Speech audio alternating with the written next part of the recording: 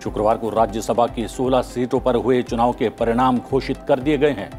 इन चुनावों में जहां राजस्थान में कांग्रेस लाभ की स्थिति में रही और उसके तीनों उम्मीदवार जीतने में कामयाब रहे, लेकिन महाराष्ट्र में महाविकास अघाड़ी को नुकसान हुआ है। उसके शिवसेना उम्मीदवार संजय पवार चुनाव हार गए हैं। महाराष्ट्र से बीजेपी के तीनों उम्मीदवारों ने बाजी मार ली है। बीजेपी कर्नाटक की 3 सीटें भी जीतने में कामयाब रही है। हरियाणा में देर रात हुए वोटों की गिनती के बाद भाजपा के कृष्णलाल पवार और भाजपा जसपा समर्थित निर्दलीय कार्तिकेय शर्मा विजेता घोषित कर दिए गए। कांग्रेस के अजय माकन चुनाव हार गए। यहां पर पहले वोटों की गिनती रोक दी गई थी। आधी रात के बाद फिर से वोटों की गिनती शुरू करवाई गई और फिर सुबह लगभग तड़के ये नतीजे घोषित कर दिए गए। प्रधानमंत्री नरेंद्र मोदी ने गुजरात के अहमदाबाद में कल भारतीय राष्ट्रीय अंतरिक्ष संवर्धन और प्राधिकरण केंद्र के मुख्यालय का उद्घाटन किया, जिसकी स्थापना अंतरिक्ष क्षेत्र में इनोवेशन और निजी निवेश को बढ़ावा देने के लिए की गई है। अहमदाबाद में उद्घाटन समारोह को संबोधित करते हुए प्रधानमंत्री ने कहा कि सरकार ने अंतरिक्ष क्षेत्र में सुधार की शुरुआत की है और इसे निजी क्षेत्र के लिए खोला जा रहा है। उन्होंने उम्मीद जताई कि आईटी क्षेत्र की तरह ये उद्योग वैश्विक अंतरिक्ष क्षेत्र में भी अग्रणी भूमिका निभाएंगे। प्रधानमंत्री ने कहा कि 21वीं सदी में अंतरिक्ष प्रौद्योगिकी दुनिया में एक बड़ी क्रांति लाने जा रही है और इस मौके पर प्रधानमंत्री ने अहमदाबाद में भारतीय राष्ट्रीय अंतरिक्ष संवर्धन और प्राधिकरण केंद्र के मुख्यालय का भी निरीक्षण किया। सरकारी स्पेस संस्थानों का सामर्थ्य और भारत के प्राइवेट सेक्टर का पैशन जब एक साथ जुड़ेगा तो उसके लिए आसमान भी कम पड़ेगा। Even sky is not the limit. प्रधानमंत्री नरेंद्र मोदी ने गुजरात में नवसारी के जनजातीय क्षेत्र में गुजरात गौरव अभियान कार्यक्रम में कई विकास परियोजनाओं का शुभारंभ किया। उन्होंने इस क्षेत्र में 3050 करोड़ रुपए लागत की कई विकास परियोजनाओं को शुरू किया और उसकी आधारशिला रखी। इस अवसर पर प्रधानमंत्री ने गुजरात के लोगों को इन परियोजनाओं के लिए बधाई दी और कहा कि इनसे करोड़ों लोगों का जीवन आसान होगा। प्रधानमंत्री ने यह भी कहा कि गुजरात का बीते 2 दशकों में तेज विकास हुआ है। इसी गौरवशाली परंपरा को डबल इंजन सरकार ईमानदारी से आगे बढ़ा रही है। इन परियोजनाओं से दक्षिणी गुजरात के सूरत, नवसारी, वलसाड़ और तापी जिलों के लोगों का जीवन सुगम होगा। 2 दशक में जो तेज विकास हुआ है, सबका विकास है और इस विकास से पैदा हुई नई आकांक्षाएं हैं। इस गौरवशाली परंपरा को डबल इंजन की सरकार ईमानदारी से आगे बढ़ा रही है।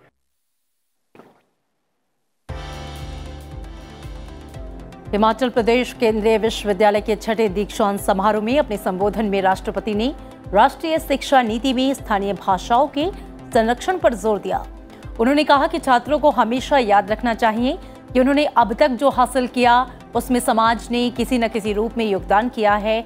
उन्होंने उम्मीद जताई कि राष्ट्र निर्माण की जिम्मेदारी को पूरा करने की शक्ति और संकल्प भारत की युवा शक्ति के अंदर मौजूद है।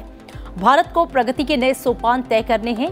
अपनी परंपरा और ज्ञान के बल पर भारत को विश्व में अपना विशेष स्थान बनाना है। राष्ट्रपति ने कहा कि आज युवाओं के सामने अनेक क्षेत्रों में अवसर मौजूद हैं और इन अवसरों को उपयोग करने की क्षमता उनके अंदर है। राष्ट्रपति ने इस मौके पर प्रतिभाशाली विद्यार्थियों को स्वर्ण पदक और उपाधि प्रदान की।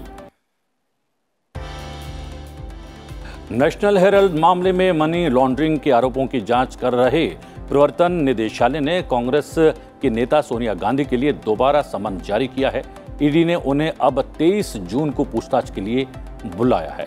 कोरोना वायरस से संक्रमित होने की वजह से सोनिया गांधी ने ईडी से पेश होने के लिए 3 हफ्ते का समय मांगा था।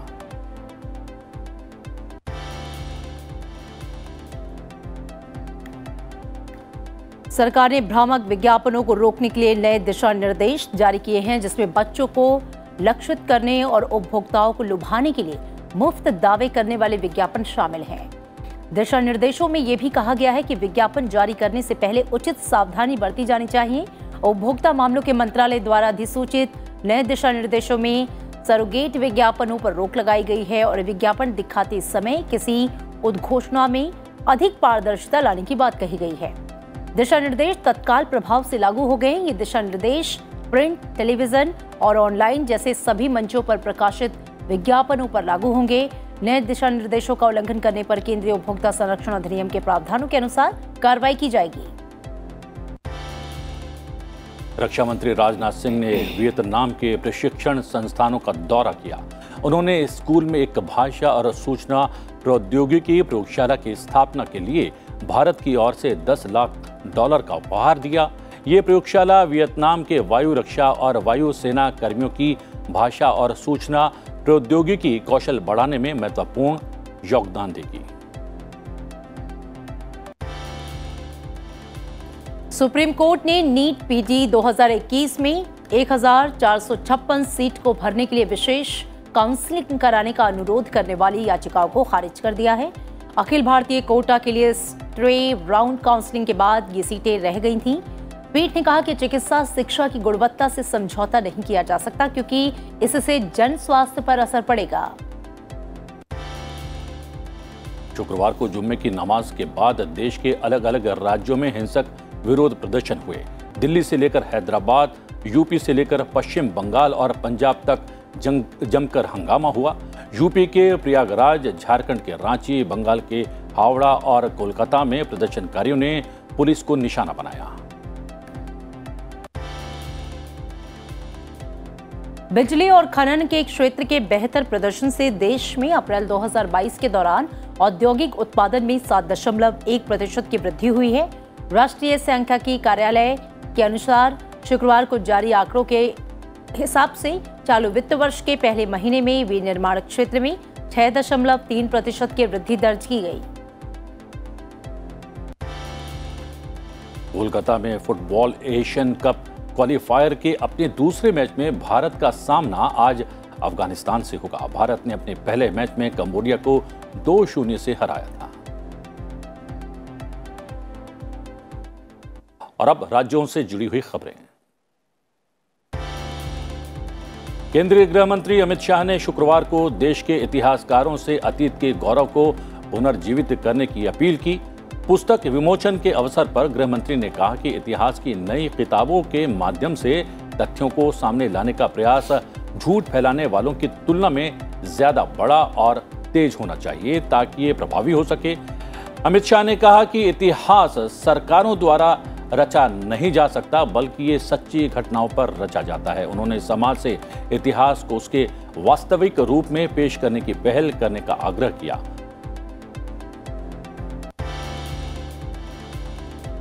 भारतीय जनता पार्टी अध्यक्ष जगत प्रकाश नड्डा आज शाम नई दिल्ली में 13 देशों के मिशन प्रमुखों के साथ बातचीत करेंगे। ये बातचीत पार्टी के राष्ट्रीय अध्यक्ष द्वारा शुरू किए गए कार्यक्रम भाजपा को जानो पहल श्रृंखला का एक हिस्सा है।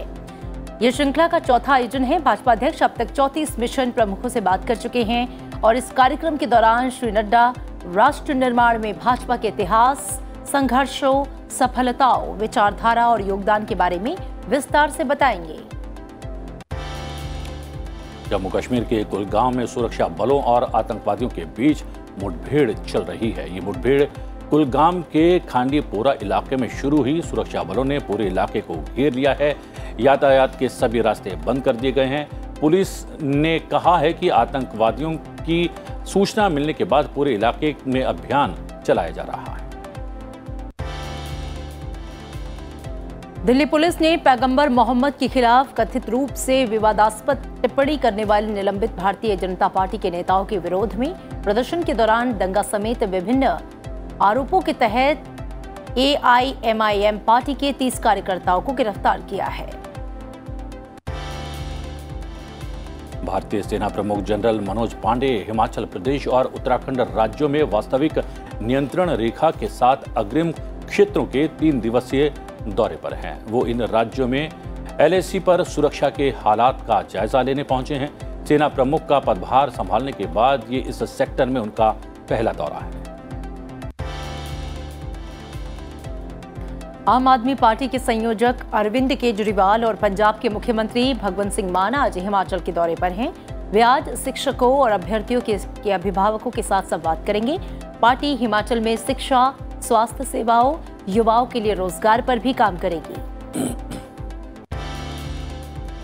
बीजेपी अध्यक्ष जेपी नड्डा कल उत्तर प्रदेश के गोरखपुर में गरीब कल्याण सभा को संबोधित कर रहे थे। उन्होंने कहा कि एक समय परिवारवाद, वंशवाद, जातिवाद, भ्रष्टाचार राजनीति के पर्यायवाची माने जाते थे, लेकिन प्रधानमंत्री नरेंद्र मोदी ने इसको हटाते हुए विकास राज की राजनीति शुरू कर दी है। उनकी सरकार जिम्मेदार और जवाबदेही वाली सरकार है।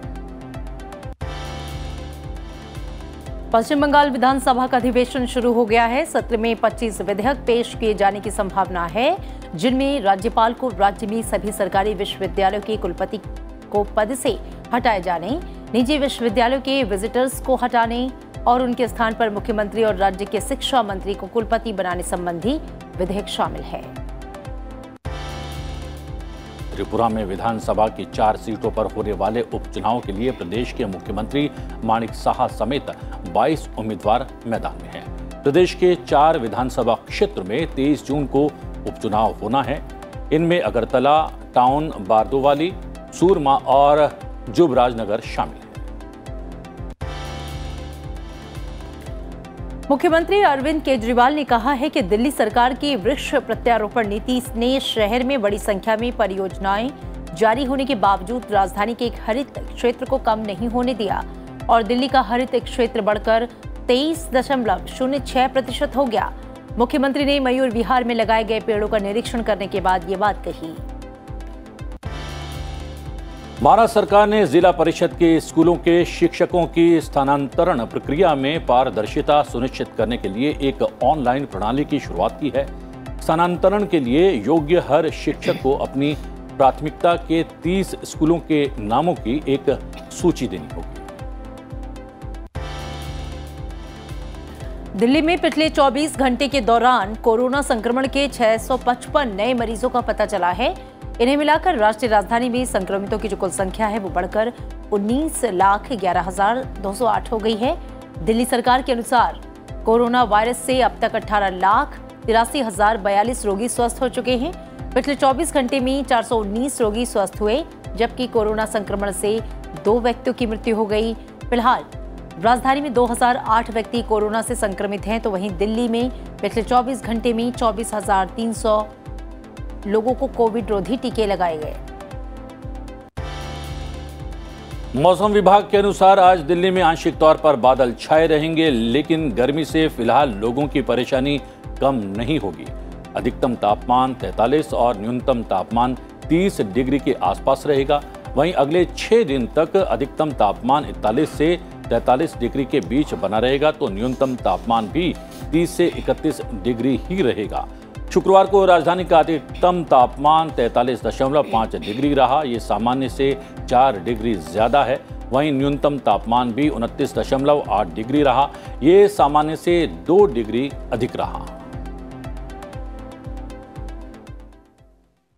और अब खबरें दुनिया भर से।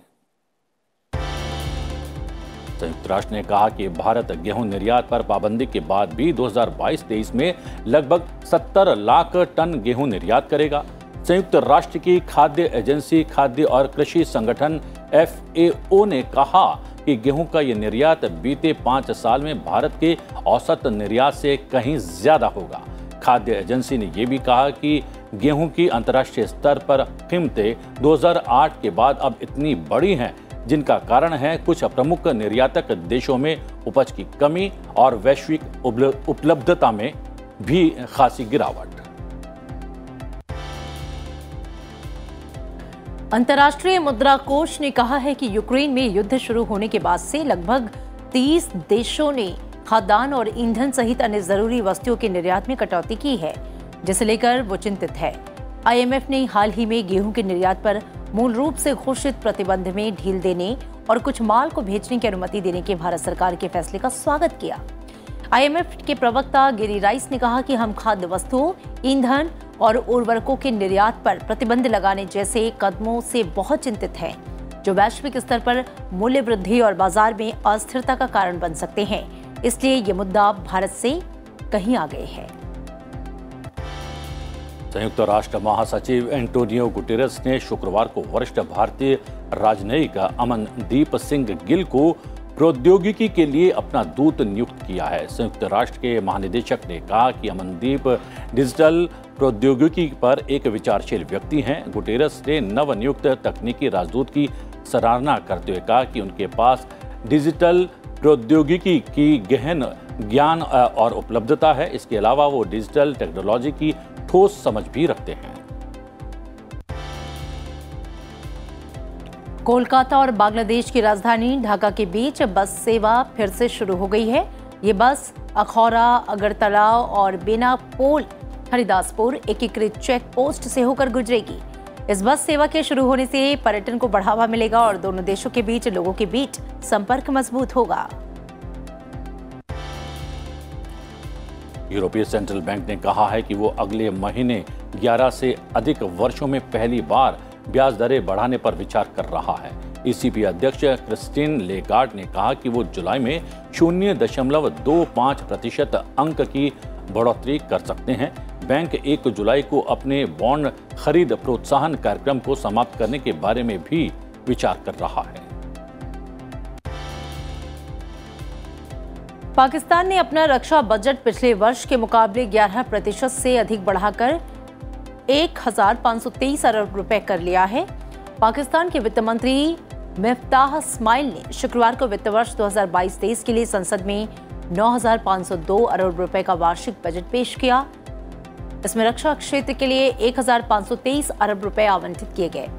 बजट अनुमानों के अनुसार ऋण भुगतान के बाद पाकिस्तान के रक्षा क्षेत्र में वार्षिक आधार पर सबसे अधिक खर्च कर रहा है। अमेरिका के दक्षिणी कैलिफोर्निया के रेगिस्तान में एक सैन्य विमान के दुर्घटनाग्रस्त हो जाने से उसमें सवार सभी 5 मरीन्स की मौत हो गई है।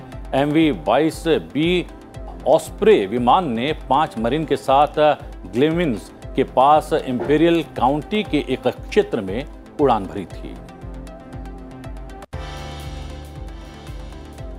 श्रीलंका के राष्ट्रपति गोटाबाया राजपक्ष ने देश में भीषण आर्थिक संकट से निपटने के लिए निवेश मंत्रालय समेत 2 नए मंत्रालय बनाए हैं।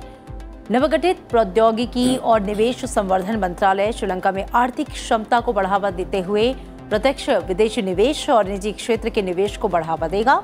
इसके अलावा महिला बाल मामले और सामाजिक अधिकारिता मंत्रालय नाम से एक और मंत्रालय बनाया गया है।